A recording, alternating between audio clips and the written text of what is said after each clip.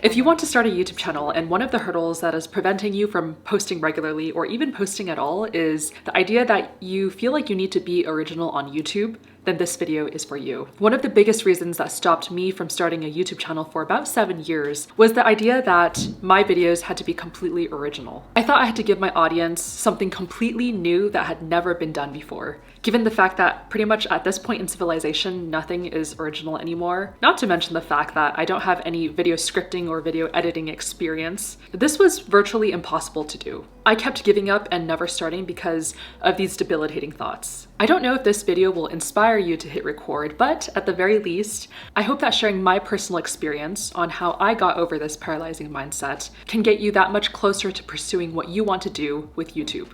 Hi everyone, welcome back to the channel. My name is Carly. I am a PM in tech.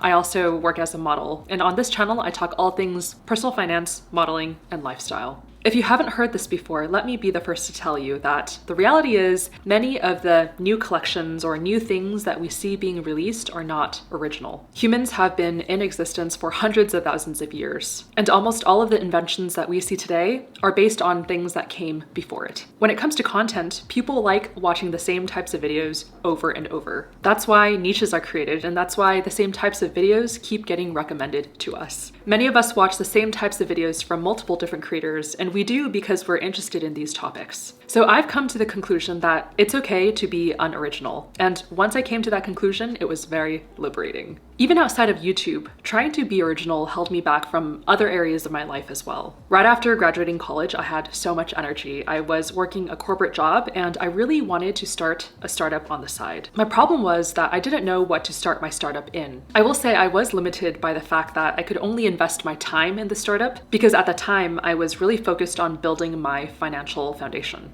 But I also felt so constrained because I wanted to start a startup in something that no one else had ever done. And that's so much pressure and probably not even achievable because pretty much everything has already been done. At a certain point, I settled on YouTube because that has a pretty low barrier to entry. I started by putting out content, just anything I could just to get something out there and build my skills. And the more I put out, the more I realized that taking inspiration from other creators but putting my own spin on it was really what helped me grow. I learned about the concept of stealing like an artist last year. This concept was popularized by Austin Kleon, who also wrote a book by the same name. The idea behind stealing like an artist is that in our creative process, we draw inspiration from different sources to generate ideas. We basically take what works from different sources and combine and transform them to create something new. We might add our own unique perspectives, experiences, and style to these influences to transform them into original ideas. And when we embrace the influences around us, we can contribute to the continuous flow of ideas and innovations. My goal on YouTube is to grow and scale, and I employ the idea of stealing like an artist to do so.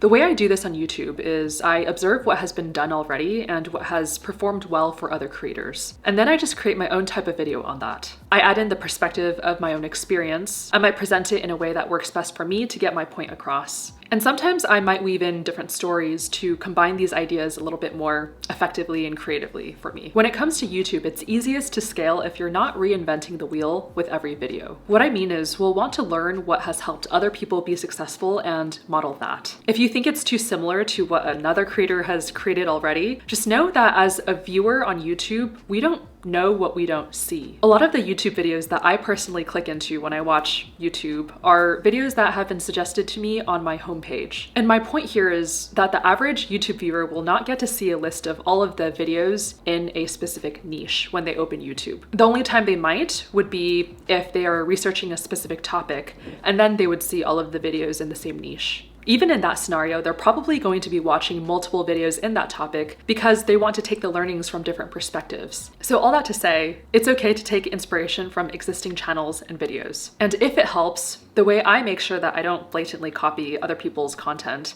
is that if I look to another creator for inspiration, I will only primarily look at their title and their thumbnail. As far as the content itself, I build out that framework by myself with some help from my handy friend. And if you thought that you had to talk about topics that are original also. Just take a look at me, for example. I know I'm a small creator. I started YouTube a year ago, and at the time of filming this, I have around 1,200 subscribers. On this channel, I talk a lot about personal finance, but people have been talking about personal finance for thousands of years, maybe hundreds of years. I don't know when money was created. The people who subscribe to my channel probably subscribe to many other personal finance channels, many of which I'm sure are much bigger than mine. And yet somehow I am still able to grow, and I expect to continue to grow in the next year as well. So if one of the hurdles that is blocking you from fully throwing yourself into building a YouTube channel is the thought that you have to be original with every video you create, then wipe that thought away. Instead, steal like an artist. Take inspiration from creators who have done it before you and who have done it well. Then add your own perspective, your own style, and your own stories to these ideas. If you want me to delve deeper into the hurdles that I overcame to start a YouTube channel, because believe me, there were quite a few, feel free to comment down below what you're struggling with or DM me on Instagram.